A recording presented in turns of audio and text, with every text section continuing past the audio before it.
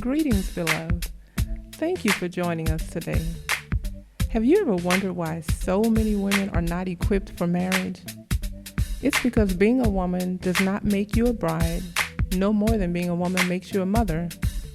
As with so many things in life, there's a process that leads us to our desired end.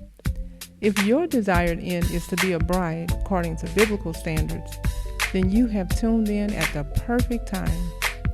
Chapter 2 of the book of Titus tells us that the aged women should take the younger women through the process of becoming not just brides for a day, but brides for a lifetime. So stay tuned for more of Bridesmaid with me, your host, Renee Bolden. Good morning, everyone.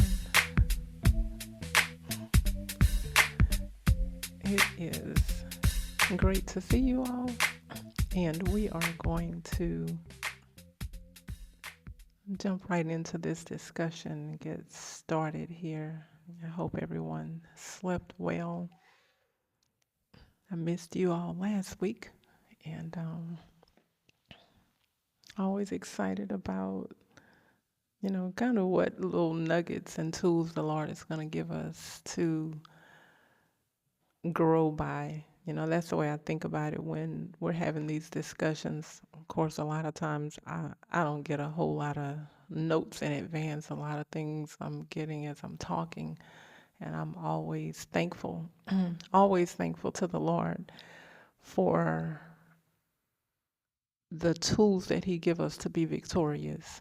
And oftentimes I think about it in terms of what my life looked like outside of Christ, what my thought patterns were like, what my decision making was like.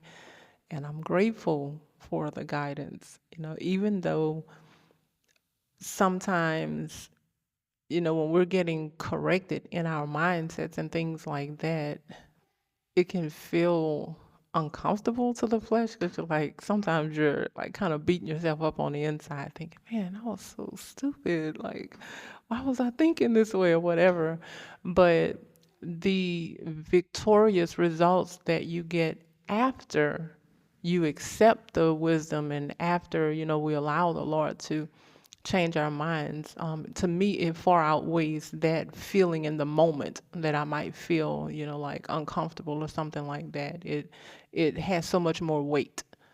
It has so much more significance, like, hey, okay, I'll be embarrassed for a moment. I'll feel bad for a moment, but this wisdom that I'm getting, it'll be a change for a lifetime. So I don't have to revisit that moment of shame or that moment of embarrassment. So those are the things, when I think about it from that aspect, it makes me very grateful. So that's where I learned to appreciate correction, and I can accept it so much better because of what's coming on the other side of it. Not necessarily how I feel in that moment, but what's coming on the other side of it if I receive it. So then I don't have to continue having those feelings of discomfort or shame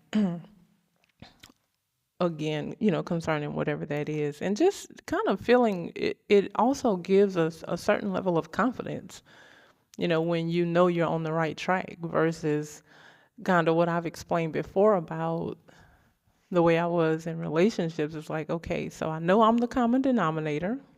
Got that. Check. I know things are going wrong. Check. But I don't know how to fix it. And that doesn't feel good. It does not afford you the opportunity to move forward in confidence as a woman of God, as a wife, whatever stage you may be in. It makes it difficult if you don't know how to fix all these mistakes, because we see the mistakes. We can look back and we can say, oh, I made a whole lot of bad decisions. Oh, I should have kept my mouth shut that time.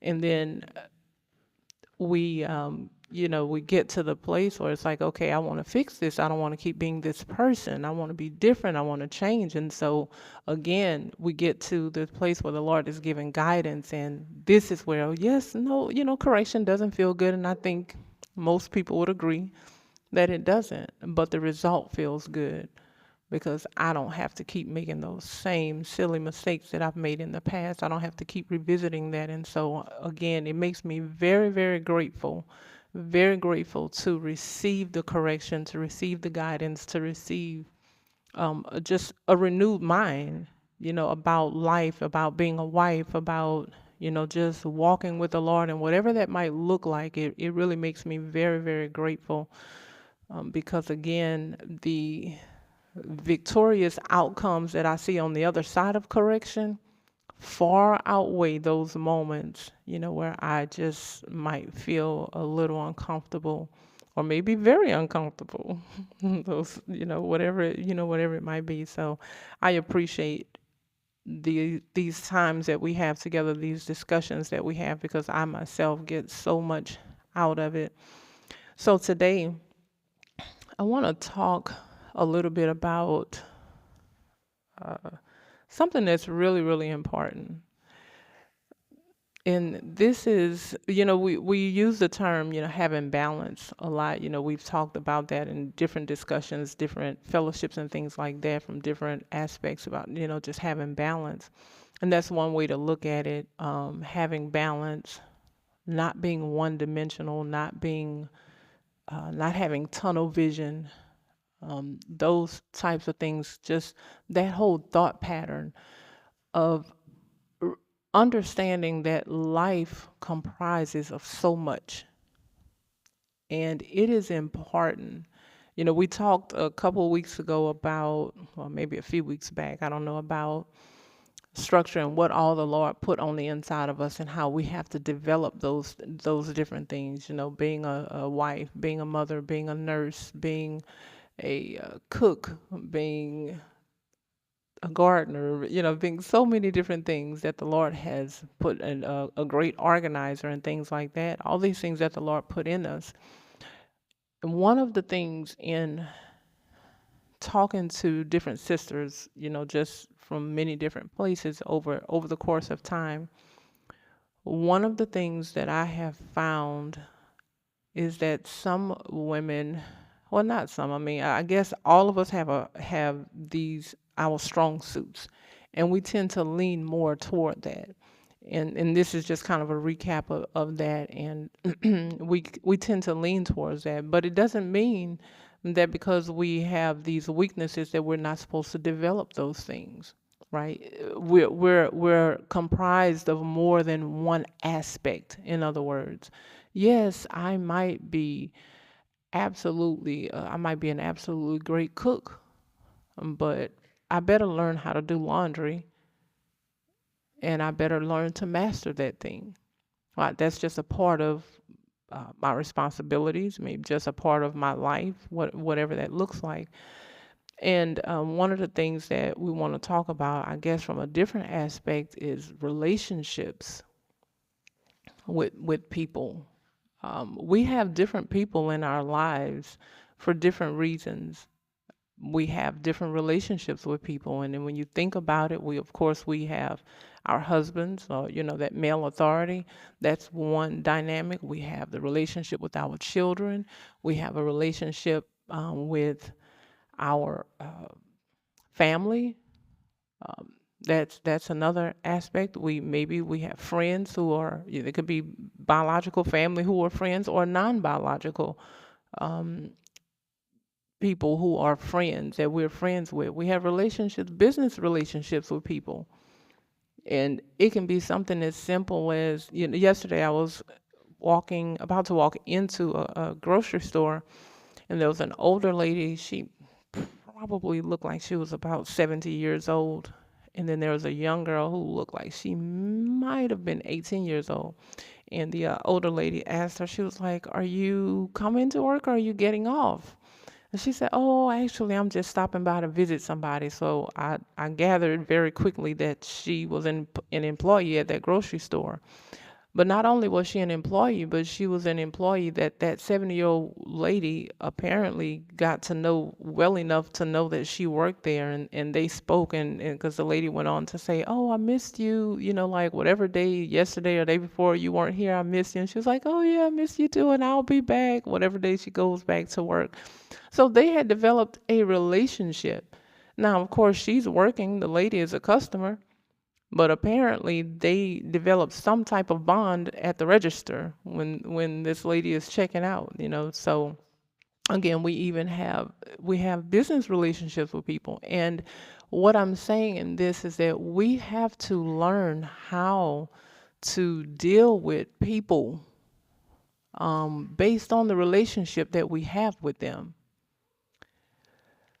One of the issues that we are, I don't know if I think I'll call it a crisis. One of the crises that we are facing today is that people are so into themselves. People are so self-absorbed that they create a world and a life where everything is just simply about me. Yes, I have all these different relationships with people. I have all these different interactions, but life is about me. And if I or me am not getting what I want in this relationship, then I don't even see the value in it. There's something wrong with that. And so let's look at, and again, this is so important because we have all these different relationships. And I'm going to take this for an example. One of the things of course, you've all heard me say, I truly, greatly enjoy lemon flavored everything. I don't know if there's a lemon flavored anything on this earth that I just don't enjoy. I just really enjoy the lemon flavor. I do.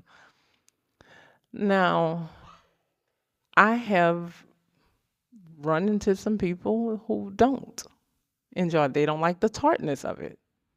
They don't enjoy it the way I do. So what would I look like if, let's just say, every one of you here, I have some type of relationship. I've bonded with you all in some type of way. I have some type of relationship with you. And let's just say every one of you have already told me that you don't really like lemon. And we meet up in whatever circumstance we meet up in, doesn't, matter whether it's for discussions, for fellowship or something. And every time I see you, I'm giving you a gift of some type of lemon candy, lemon drink, lemon cake, lemon cookies, lemon bars, lemon something. And because that's what I like. That's what I enjoy. But it is difficult to have a relationship with people if you don't take the time to not only get to know them, but respect who they are. If you've already told me that you don't really care for lemon and I keep presenting that to you and I'm waiting on a positive response and I'm expecting you to like it, I'm going to make you like it as much as I like it. That relationship is all about me. I need you to like what I like so that I can be happy. Never mind what you like. That's wrong. We need to be able to respect people enough to have productive, meaningful relationships with them. Well, this is very important as a wife. We've kind of touched on this here and there at different times. But as a wife, we need to be able to learn our husbands. Some people think that, oh, if you've ever been married one time before and you get married a second time, then you automatically know what to do. You have an advantage. Well, if you knew what to do, you'd still be married the first time. Seeing a ship sink and being able to verify that that ship sank does not give you the know-how to keep the next one afloat.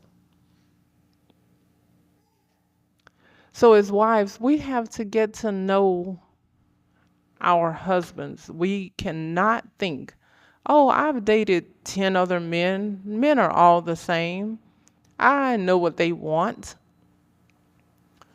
We cannot think that that's the key to us being successful as wives and having a meaningful relationship with our husbands.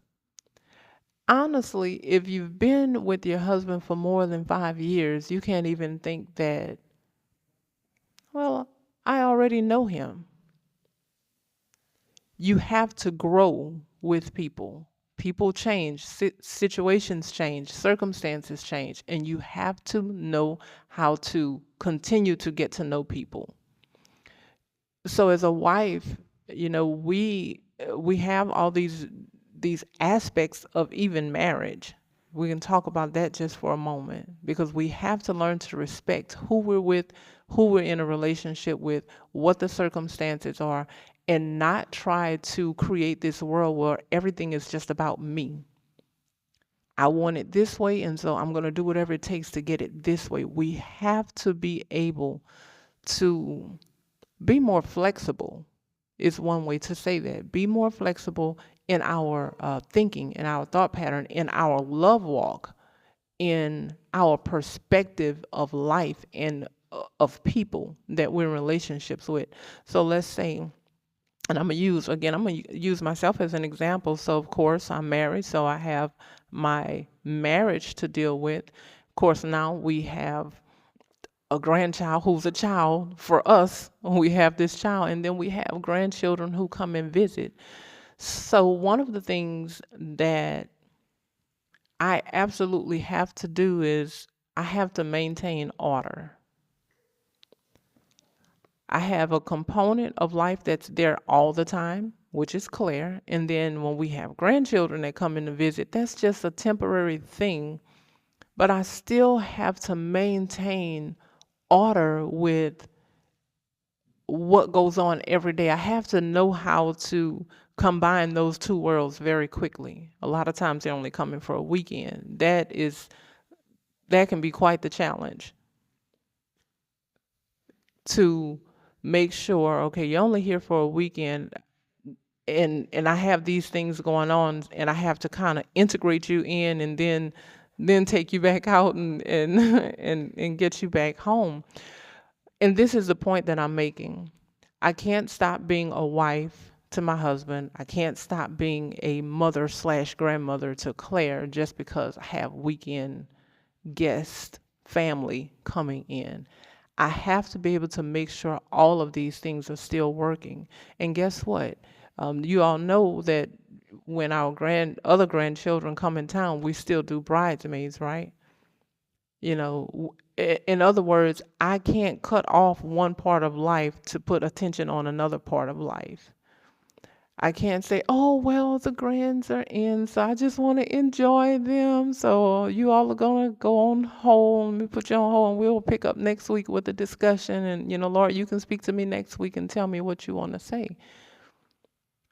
I mean, it's lovely having them, but life still goes on. It's fun to have them around. I love it when they visit, but life still has to go on. I cannot afford to get stuck in just what I love to do, what I find so much enjoyment in. Let me tell you something. I can sit at a sewing machine for 10 hours a day if I could. I could. I absolutely love it. I have so many ideas going on right now, like to sew some dresses for Claire. I don't always have time, but I think about it, you know. I absolutely love to cook. I love to clean up. Like I love my life. I love everything that God made me to do. I enjoy it all, but I absolutely have to have balance in those things. I can't, I love just kind of snuggling up next to my husband, but I can't do that all day, every day. Well, who's gonna cook meals? And who's gonna get the house clean? And who's gonna take care of the baby if that's all I'm doing? So while it's nice and it's something enjoyable, We just simply have to understand that there are multifaceted things that are happening in our lives. And so we talk about not being one dimensional. I don't want to take one thing that I love very much and put all my attention on that one thing, and then I'm neglecting everything else. Same thing with relationships with people.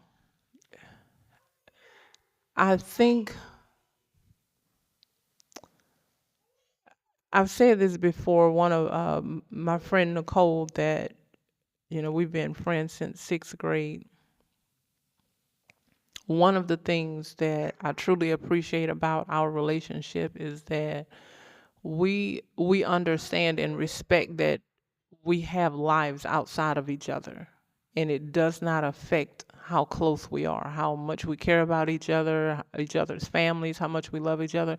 It doesn't affect that. Why? Because we have the ability to respect each other.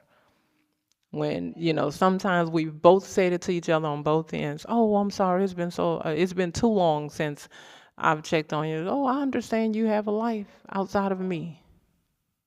I understand that. So I'm not getting offended with you, and um I'm not breaking up our friendship because you were busy with life, living life, being a wife, being a mother, working, she helps to take care of her mother. Her mother actually lives with, she and her husband, taking care of your mother, being involved in the community, going to church. So you have all these things going on. So why would I demand your time and your attention from me just so I can feel like, oh, we're still friends? No, I declare that we are. I declare that we are still friends, and you declare that we didn't our attitude towards each other didn't change because we got busy doing something else. And because that, when we talk, if we don't talk for 3 weeks or a month, when we talk again, it's just like nothing has changed. We're just talking again. It's as if we've been talking every single day. That's the relationship that we have because we choose to have that. We choose to have that attitude. We choose to have that perspective about it. So that's the way we have to look at these different things. We all have a lot going on. We could have a lot going on, but that's no excuse to abandon a relationship that you have developed with someone. It's no excuse not to keep developing that relationship. You cannot stop, just kind of jump back and forth being a wife because you start having children. You have to know how to be a wife and a mother because they all go together. You don't say, okay, well, these children need me more than the husband. No, the children need you to be on one accord with your husband. They need that more than we might realize it. Yes, they, sometimes Modesty and I and others have had this conversation about having balance when babies are so small because they need so much attention. And you know what I say? They always need attention. It's just, it changes based on the stage that they're in. So, when they're newborn babies, to me, that's probably the biggest break you're going to get. When they're newborn babies, when they're sleeping for 3 and 4 hours, they get on the schedule, they get, okay, wait, I got 3 hours. You're sleeping. What can I get done in 3 hours? The next 3 hours, let me take a nap. That's probably the biggest. Once they start crawling, you have to make sure they're not putting things in their mouth. You have to make sure they're not getting to electrical outlets. You have to make sure they're not pulling things down on their heads. You have to make sure they're not climbing up on something. They get to walking, they want to explore. You have to make sure they're not darting out, running in front of traffic and sneaking out the door because they didn't learn to turn the doorknob and you don't realize it. You know how many people find their children out in the front yard because they didn't know they could turn a doorknob. They always need attention. Don't make the mistake of neglecting being a wife because you think, okay, well, they only need attention for these first 5 months. No, we have to learn how to be all of that all the time. And the best way to do that is to respect the relationship, respect every relationship that you have, appreciate every relationship that you have, to the point that you figure out a way to continue developing it, not neglect it. So, and I'll use some of us as an example. We've kind of talked about us as sisters, over the years. We need to form more of a bond. We need to get closer, and I think that has happened. I think we are definitely in a different place today than we were even a year ago. I think I've seen a lot of effort made for people to just genuinely get closer and get to know each other and be present in each other's lives. And I think that's a great thing. But you can't say, okay, well, I just had a baby, or now I have five babies, and so I don't have as much time to talk to you. No, no, you keep making time. Make those relationships important. If I needed you last month, then I still need you 3 months from now. If I needed to have a relationship with you a year ago, then 2 years from now, I still need that relationship. So we don't go through these periods in life where I'm only dealing with you as I need you. That's the one thing we don't want to do. That's not the way we have true relationships. That's just simply about us. Oh, I need to know how to do this, how to cook this recipe, or I need the ingredients for it. So I'll reach out to you, but then you don't hear from me about anything else. I'm the type of person, this is the way I am. And to me, this is how you develop and build and strengthen relationships. The- Text me or call me and tell me that you're not even doing anything today. Yeah, I want to know that. I don't have to know about all the extravagant things that's going on in your life. You don't have to wait until something great and wonderful has happened to share with me. Just say, oh, I'm just sitting down, relaxing, reading over some notes, reading a book, watching a movie, whatever. Not doing anything at all, just relaxing, just relaxing my mind, you know, those types of things. To me, all of that matters because those are the things that help you get to know people. So we cannot, absolutely cannot be in relationships with people and make it all about us. We don't want to, we've kind of talked about this from the communication standpoint. We don't want to be in a conversation with people and in our minds, just hurry up, hurry up, hurry up, hurry up, because I have something to say. I don't want to lose my thought. I don't want to lose my thought. Hurry up and get finished talking. Hurry up and get finished talking, because I don't want to lose my thought. I got something to say. Oh, we can just listen.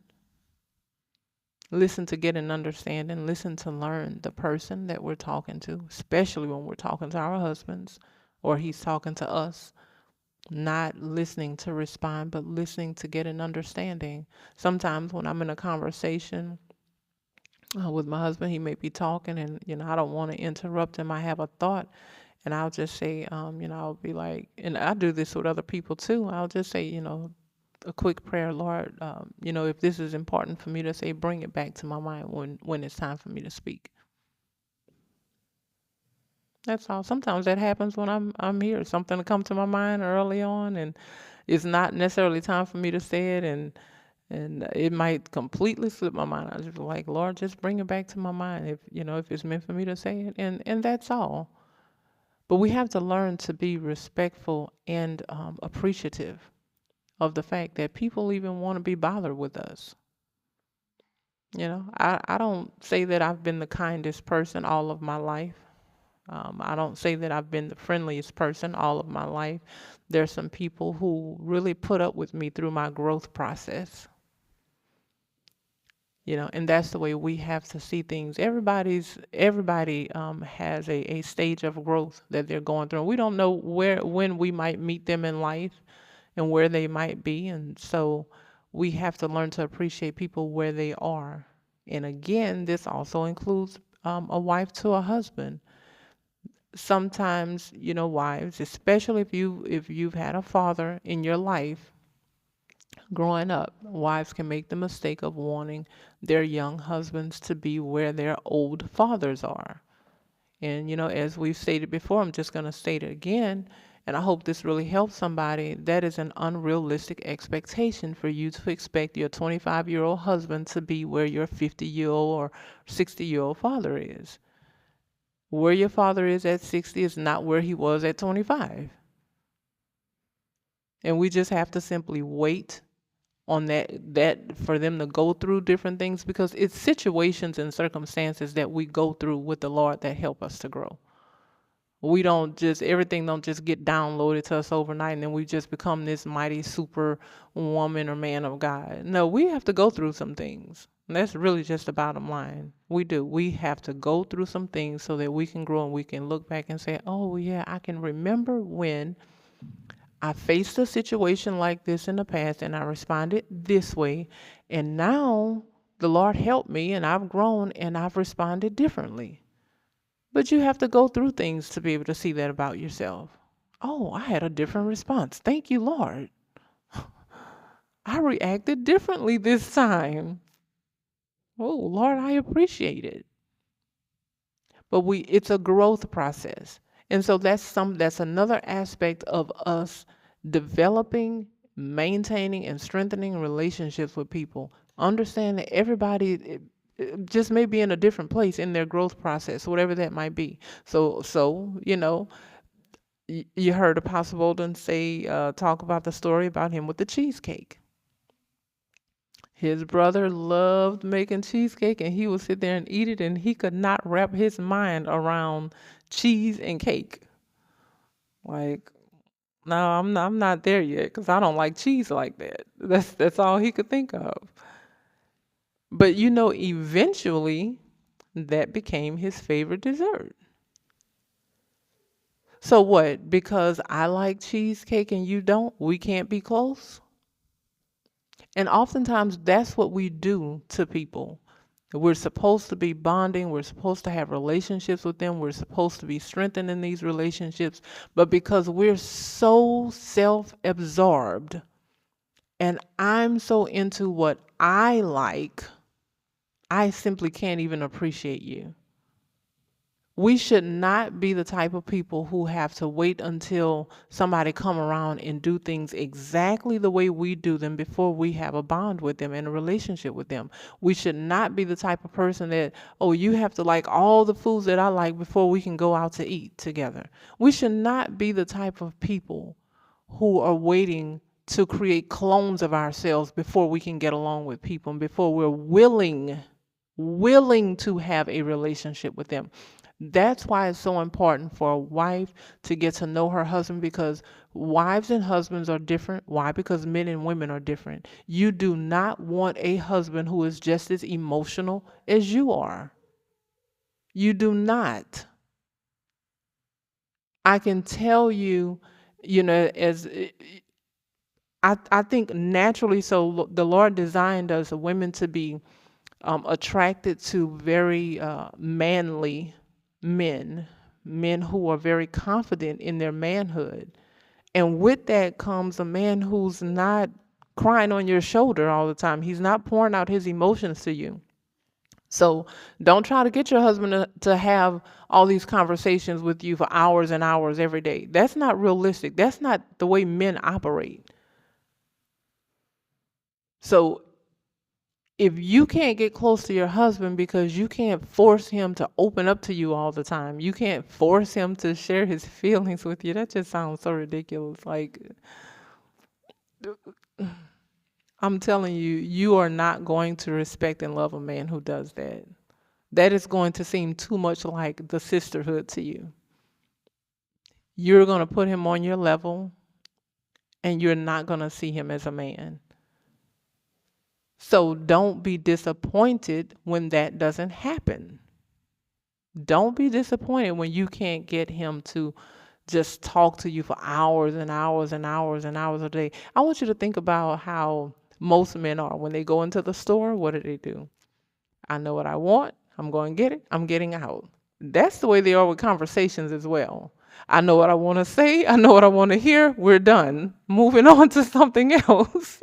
That's the nature of who they are. I'm not spending any unnecessary time on this. We don't need to drag this out for the next 5 hours. This is what it is. Let's move on with life. What's for dinner?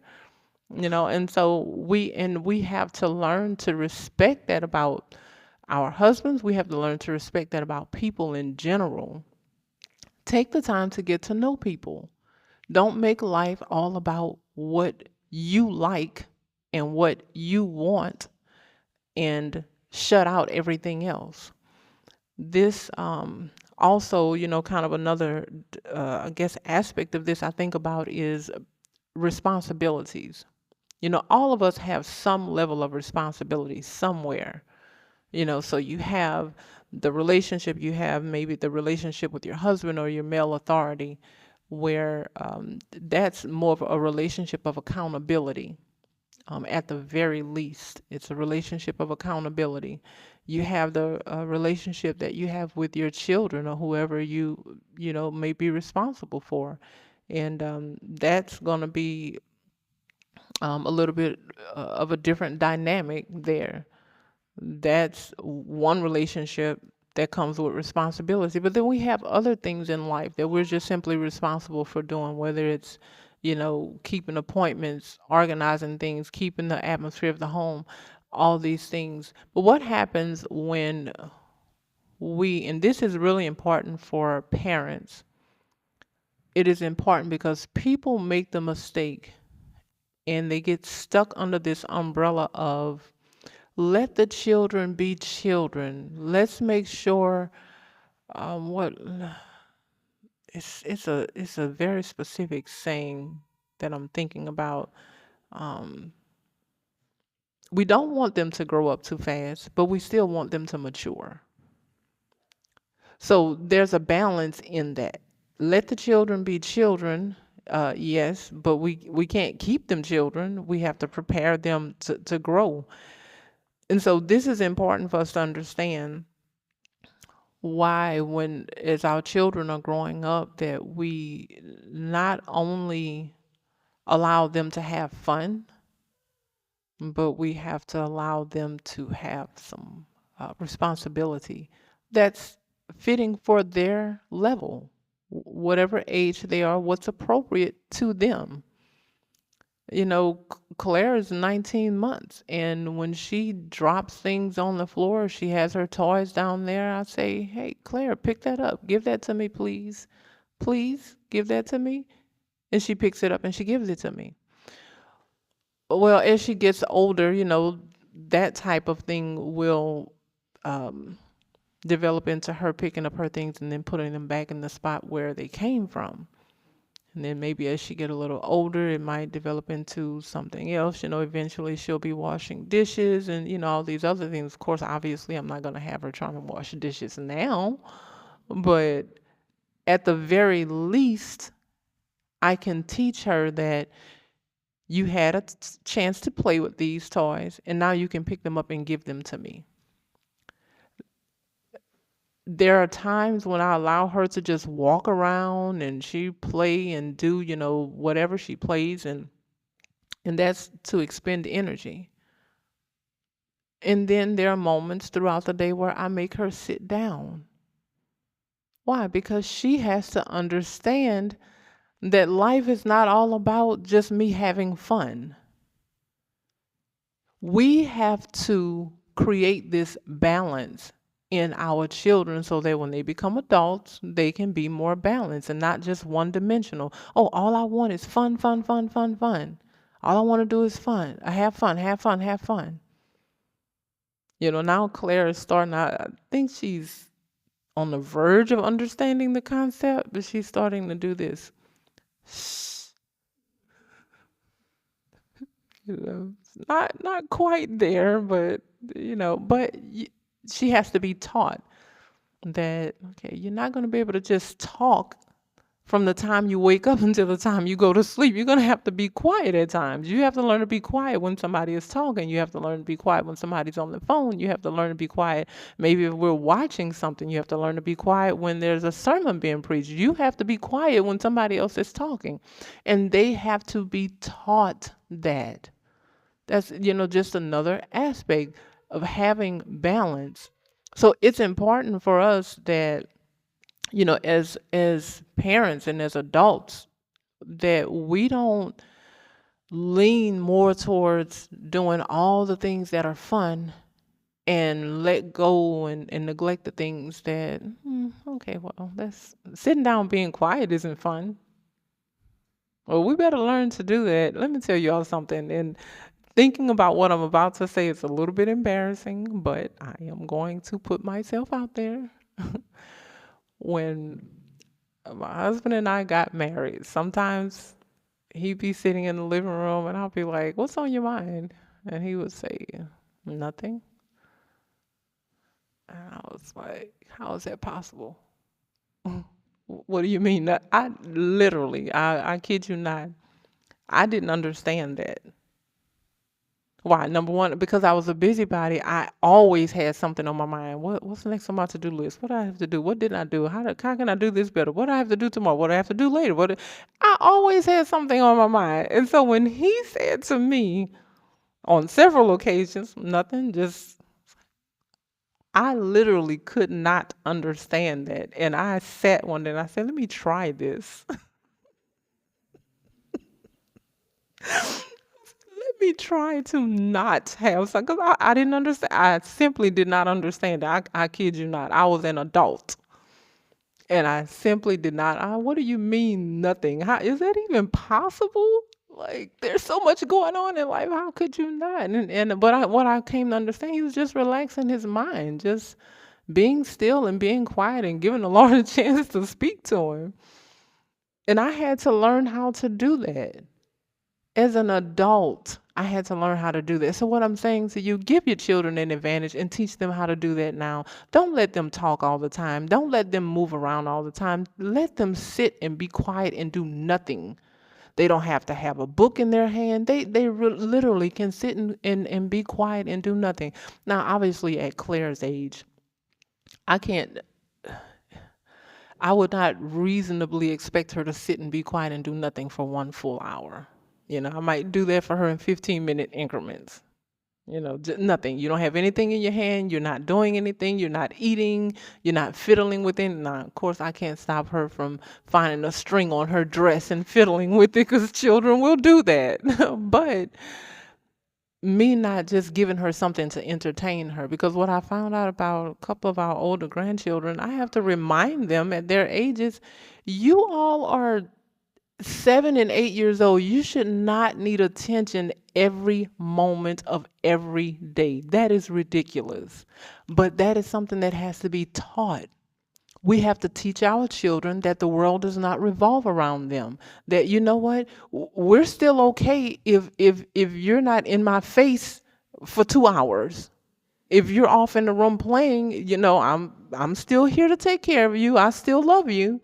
And children need to have that kind of security, but they don't have that if they're constantly getting attention, constantly getting attention, constantly getting attention. And then you know what happened? They grow up to become adults and everything is about me. Oh, wait, if you don't give me attention, then you don't love me. If you don't do things my way, you don't love me. If you don't like lemon and I like lemon, then you don't love me. And so we need to get it right as adults. We need to correct these things in ourselves so that we can then pass this on to our children and teach them and show them, you know what, you are okay to play by yourself. You don't have to come out of the room. Sometimes I block Claire in the room. No, child, stay in there and play for the next 45 minutes. I'm still here. You can see me on the other side of that chair or whatever I'm using to you're okay. Because they need to know that it's okay for something to not be going my way, but I still have this relationship intact. You're still my grandmother. You still love me. I can still depend on you to take care of me. You're not abandoning me because you have something else going on. When I need to prepare dinner, or I need to. It's just different things I might need to do. And there's sometimes I will allow her to walk around, and then sometimes like, no, I need you to be still because I don't need to be constantly interrupted with, okay, get out of this. No, put that down. No, you can't do that. Okay, this is my time to do what I need to do, so I need you to sit down and be still. And the only way to do it is we have to train them and teach them to do that. So why is this important for us as adults? Because when I am married, if I don't get this right and if I don't change my mind about it, I am going to always question the love of my husband if he's not giving me constant attention. Oh, wait a minute, you have to go to work? Do you still love me? Oh, wait, you have to go change the oil on the vehicle? Do you still love me? Because you're not giving me attention. I didn't get all the attention I wanted from you today. Are you kidding me? We have to learn to have the proper attitude, respect people, respect what's going on, respect the situations that we're in, respect the circumstances that come up, and be able to hold on to the last time they said, I love you. Hold on to the last time they gave you attention, whatever that is. So what happens? Maybe we're going out of town. Let's just say, oh, we typically talk, and and I'm just talking about me with some of the sisters. I might be driving on this trip, so you might be texting me or calling me, and I'm not answering. When I get to the other trip, I don't want to have to minister to you because you done broke down because I couldn't call you because I was driving. Seriously, like, we have to learn. We have to mature. We have to grow up. We have to be able to know the relationships that we're in. Obviously, the relationship that I have with Sister Sarah is different from that I have with Jayla. Like, there's just a completely different expectation there. There's a completely different dynamic there. So the expectation is different. I don't hardly expect anything but a smile and a hug from Jayla when I see her. Maybe her asking me, Sister Bolden, can I do something? Can I help you with something? Because she's always asking that. I have more expectation from Sarah than that. So I know the difference between the relationships that I have with them. I understand the circumstance. Obviously, I have way more access to Sarah than I have to Jayla if I did want help, because then I have, okay, well, I have to talk to Jayla's parents. Do I have to get Jayla a ride somewhere? Can she even handle what I need help with? So we have to understand the differences in the relationships. And again, I cannot emphasize and stress enough, respect and appreciate. Respect and appreciate. Respect and appreciate. I appreciate what every one of you bring to the table in the relationship that we have, but it's not the same. The things that I may talk to Leah about is not the same things that I may talk to Adele about. Two completely different dynamics, but I respect and appreciate the relationship all the same. Our conversations are going to be different because we have different things going on in our relationship. And I mean, they have two completely different lives, so I can talk to Adele about marriage and children all day long, but I can't have that conversation with Leah. That's just not where she is yet.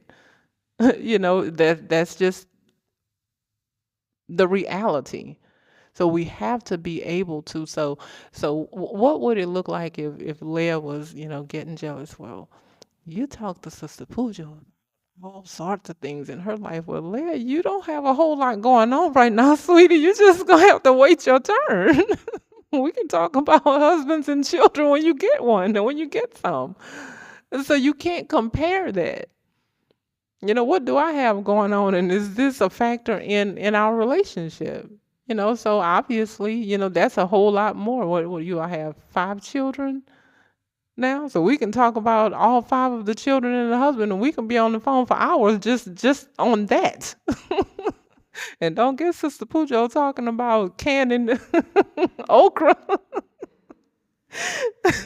you know, and all the research she's doing for the garden, So,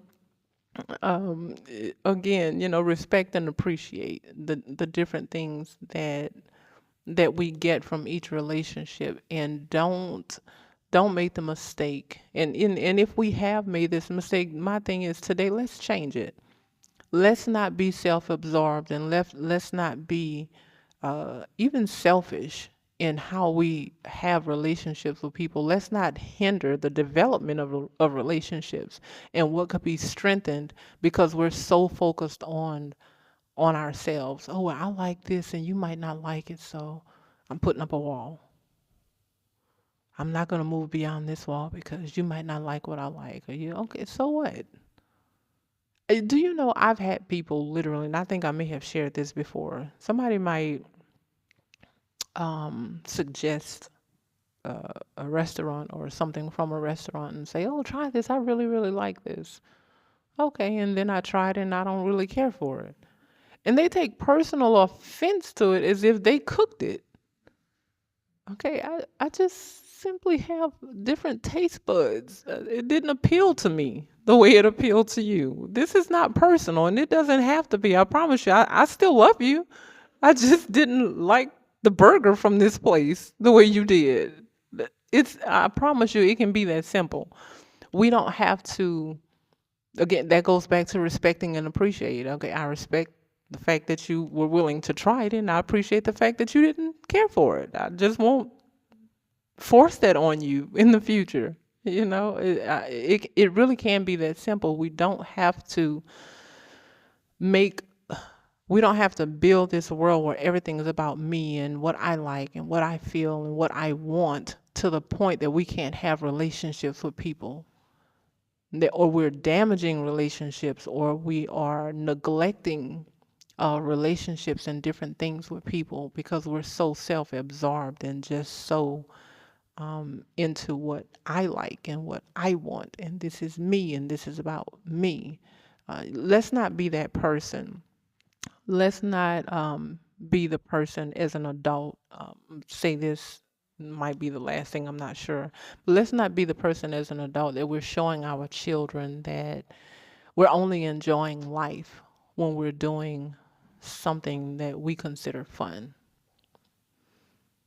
whatever that might be. I'm happy and I'm on top of the world and I have the joy of the Lord when I'm doing what I want to do. And then if I have to crucify my flesh and if I have to do something hard, then the whole world knows why. Because I'm moping and I'm murmuring in my heart and I'm complaining and it's showing up in my attitude and it's showing up in my face and it's showing up in everything else I do. Because it's such a drastic change, because all I want to do is what's fun for me. All I want to do is what makes me feel good. Let's not let's not set that example for our children or people that we're around, period. We need to be able to be consistent. Okay, a lady said something many years ago. I heard her say this, and I took that as soon as I heard her say it. It was something that she did not really care to do. And she said, "Oh, I have to." She said, "No, no, no, no. I get to do XYZ." In other words, I will find pleasure in this. Now, if I say I have to do it, it's a chore and it's a burden. If I say I get to do this, it's a privilege and an honor that I can enjoy. I get to be a wife. I get to be a mother. I get to be a good example in Christ. I get to school my children. That is such a blessing. You don't always feel like it, but but I'm telling you, it is. It is. And so it's the difference in how we approach whether you feel like you have to do something or you get to do it. And I'm telling you, when she said that day, I took that right then and there, because it keeps you from murmuring and complaining. It helps you to appreciate, whatever it is you're doing. So why? So, when Like I said, when I was growing up, and we had to either pick okra or cut the ends off and help to prepare okra. They had all these little prickly things on them. It was like fiberglass. That stuff would get in your hands and on your clothes and in your skin. It was not comfortable. It was not a comfortable thing. But we weren't complaining about that. I remember it because it didn't feel good, but it wasn't a complaint. I wasn't murmuring, oh, here we go, gotta pick some okra, gonna get stuck. That I didn't, that wasn't, a lot of times, I guess as children, we just made a game out of everything. Everything was just fun just because I'm doing it with somebody else. We're all getting stuck together and we'll figure out how to get all these little prickly peats out of our fingers later on. And besides that, we know we're going to get watermelon later on, and we're not worried about how we're getting stuck by this okra because we're looking forward to eating this watermelon that we're going to pick later. And that's the way we have to learn to take life, that we're not on these highs and lows of I'm getting my way, I'm not getting my way, I'm doing something I love, I'm doing something I don't like. Just let it all be the same. Yeah, we really do control our attitude about these things. It's not a let me go into deep depression because now it's time to wash the dishes. And I was singing and dancing when I was eating. Well, you dirtied the dishes. You enjoyed the meal that you had on it. So go ahead and wash them and sing while you're washing them too. you know. And so we have to make sure we're able to develop a taste for something other than what our favorite thing to do is. You know, let's see, what would be one of my least favorite things to do? Probably after all this time, probably still filing away papers. Like, I think I may have told you all about the job, and I'm good at it. It's just not something I necessarily enjoy doing. It just doesn't do anything special for me. Um, but I'm not going to. I have to do it, and I do it, and it helps me because I was away from home and I needed to get some paperwork. And I asked my husband, I was like, "Would you mind getting this?" He was like, "Where is it?" I said, in the filing cabinet. There's a folder marked XYZ. If you go to it, you'll find this." And he went right to it and found it. Um, but if I said, well, I prefer sewing over filing, so I'm gonna go sit at the sewing machine and I'm gonna let all the filing go undone. When that came up, I would not have been able to, because surely I wasn't gonna ask him to go rumbling through some papers and just see if you find it. No, that wasn't gonna happen. I better have been able to say in the file cabinet, it's the fourth folder back marked this on it, and you can just pull out the paper. He was kind enough to do that. But if I had neglected to have some kind of organization about that, that would not have been a good thing for me. It would have just meant more time and effort and money spent on my part to do that. But this is the point that I'm making. I have all these favorite things to do, and I have a few least favorite things just because, again, just nothing extra special about filing away papers. Except when you need things, you know where they are. So you still benefit from those things that you may not necessarily get great joy out of, but you still benefit from them. And so I have to maybe I can say this. I have to learn to develop a taste, and we all, and I'm just saying, just kind of in general, we have to learn to develop a taste for great outcomes, for good results, for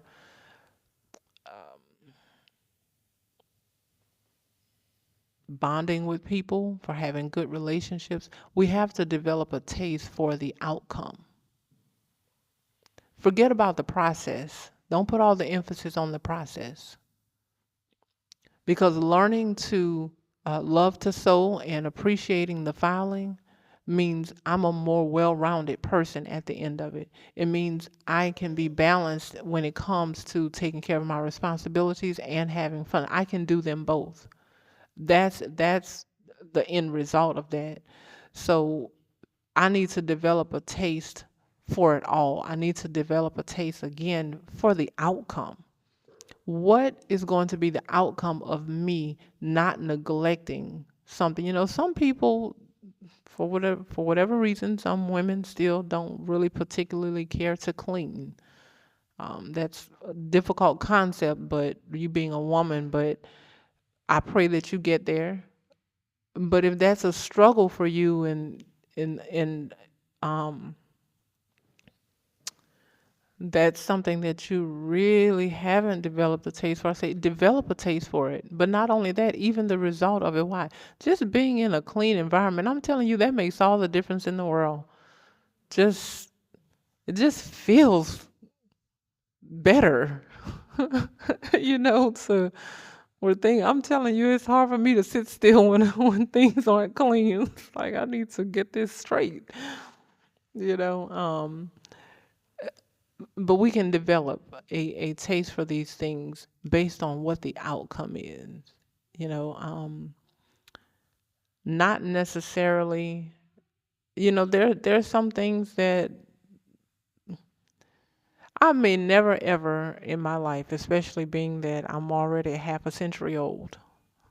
If it hasn't happened by now, it might not ever happen. I don't know that I'll ever prefer or enjoy filing over sewing. That's not even my goal. That's not my goal to make sure I love them equally. I don't see that happening. But it does not mean that I cannot put an equal amount of effort into doing it, and that I cannot have an equally great attitude when I'm doing it. You understand that? Remember that. You decide what attitude you're going to have. You decide what type of effort you're going to put forth. You decide how you're going to see. And this is everything in life. That's my choice. How I choose to look at it. That is my choice. Nothing else. It's not, cause let me tell you, I could look back when I first worked at this community college back in New Orleans many years ago, and my first job was in the filing room, and they had years of things on file. I had stacks. I think I described this to you all.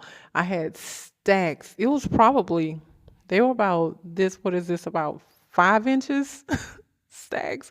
And it was probably about, I'll just say maybe 6 to 8 stacks.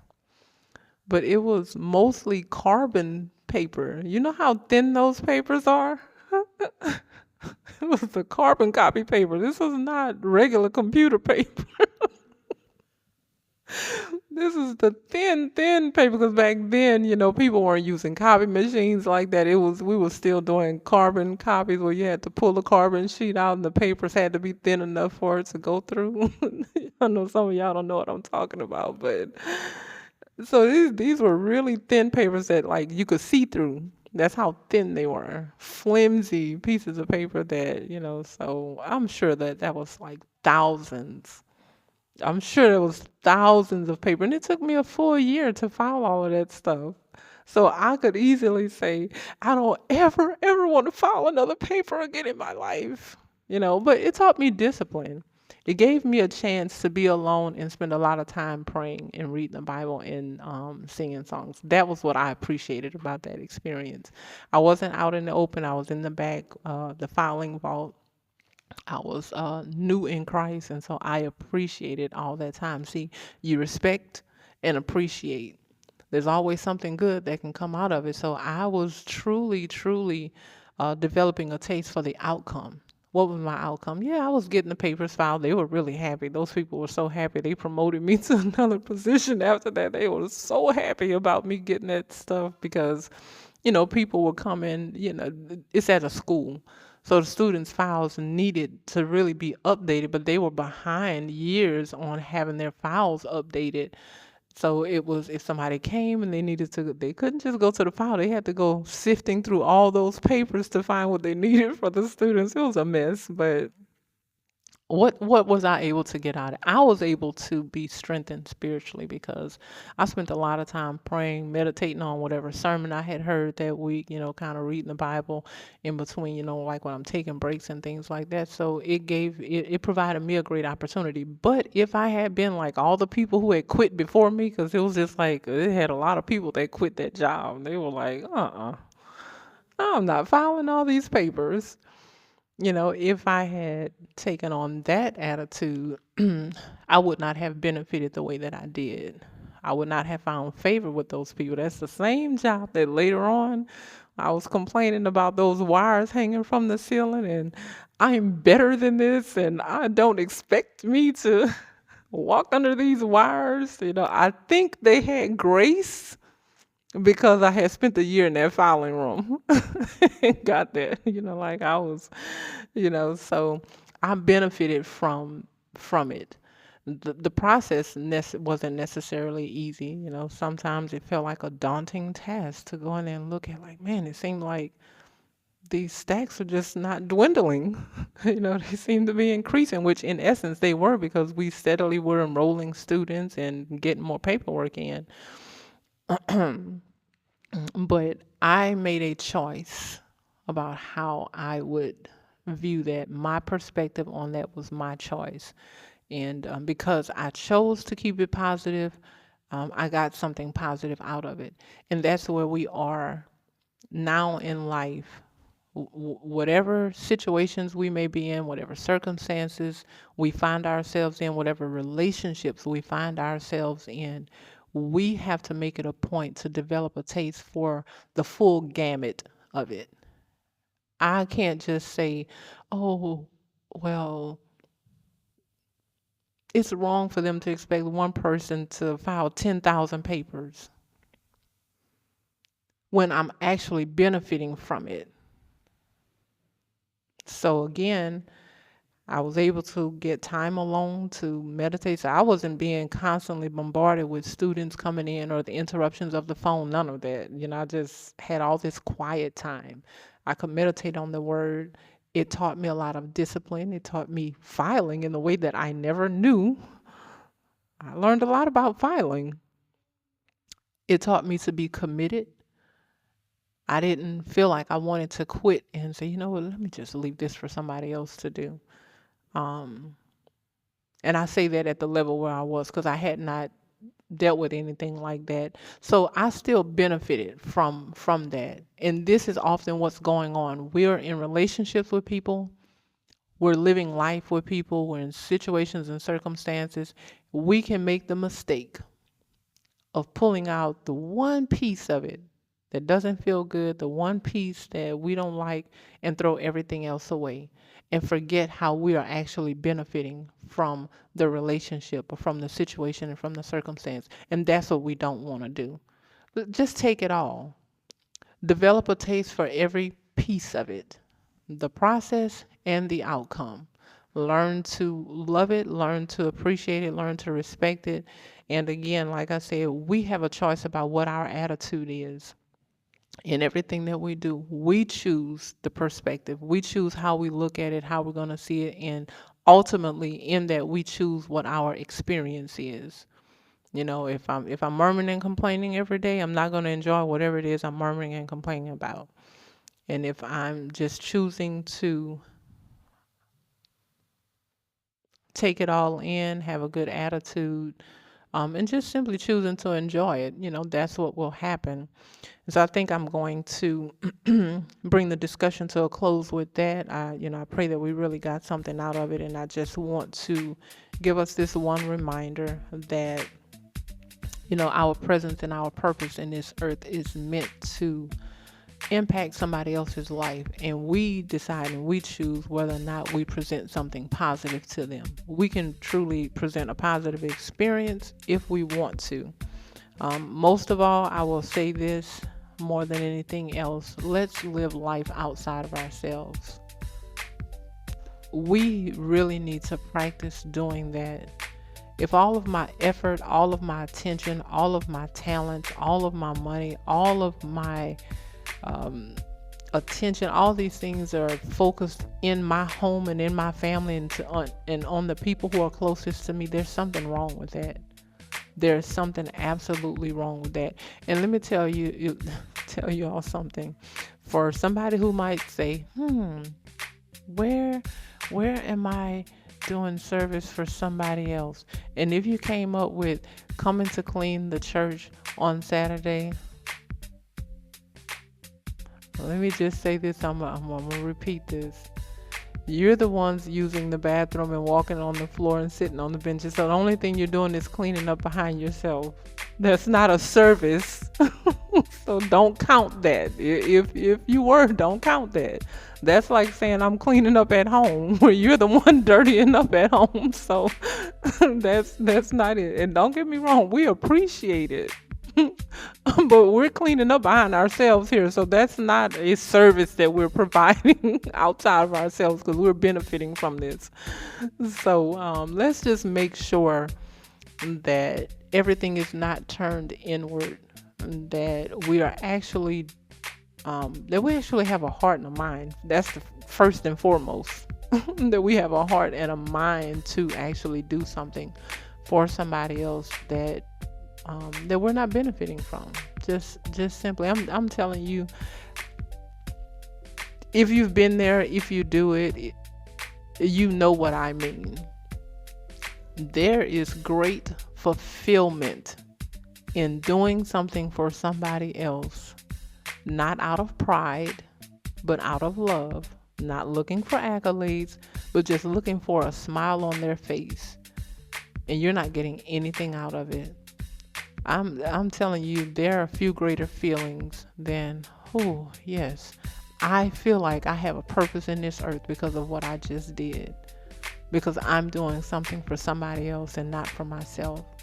That I am looking out for the best interest of somebody else. Or I just love you enough to do something that you need and I'm not taking note of it. I'm not keeping tabs on, oh, I did X, Y, Z and creating a tab for you to pay me back at some point. Just from a pure place. Pure. Not looking for accolades. Not doing it out of pride. Not to try to show you up, because sometimes people do that. I'm going to do something for you because I'm going to show you a better way. None of that. Just simply, you know what? I have the ability to do it and I'm going to. Just keeping it simple. And let's be that person when it comes to service, that we truly have a heart to do something for other people. Because again, oftentimes we want to say, Lord, how can you use me? Lord, use me. Lord, I'm available. And, Lord, I want to serve you. And we serve God by serving other people.